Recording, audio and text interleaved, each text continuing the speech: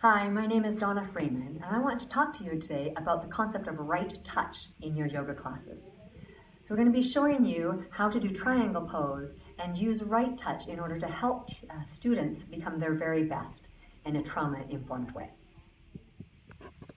Today I'm going to show you a couple of ways that you can use trauma-informed languaging to do physical assist with people.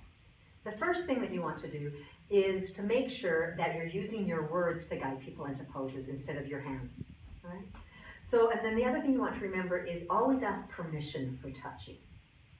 So, my friend Kim here is going to demonstrate a few incorrect poses, and then we will proceed to making them a little bit better.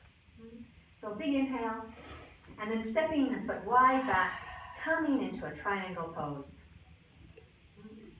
So you can see a number of things wrong going on with Kim's triangle pose right now.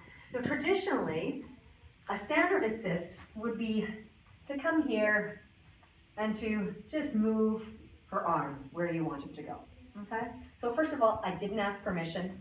Second of all, I'm coming from behind. She may or may not see me. She may be so much into her own practice that she's not aware. These are not good things for a trauma-informed practice, okay? So Kim, if you could just stand back up and step to the front of the mat. Beautiful. All right.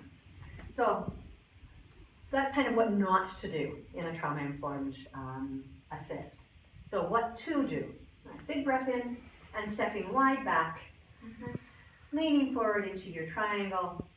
And again, she's got some things going on that we'd kind of like to address. So we want to use our words first. So pressing into the ground with your feet, really energizing, trying to get nice straight lines, straightening the bottom hand, reaching for the ground. And then there's this top arm, lots of issues going up here.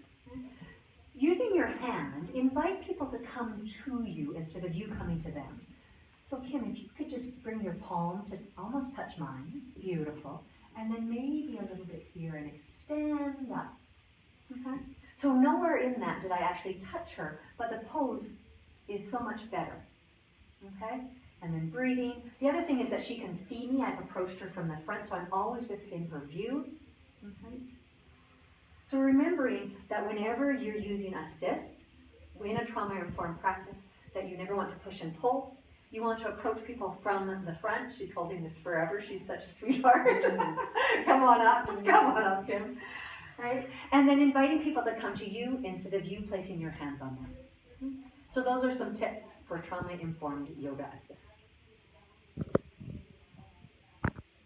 For more information on trauma-informed practices that make your classes available to all people, please join us for trauma-informed yoga training. All the information is on the Lahari Yoga website under workshops. Namaste.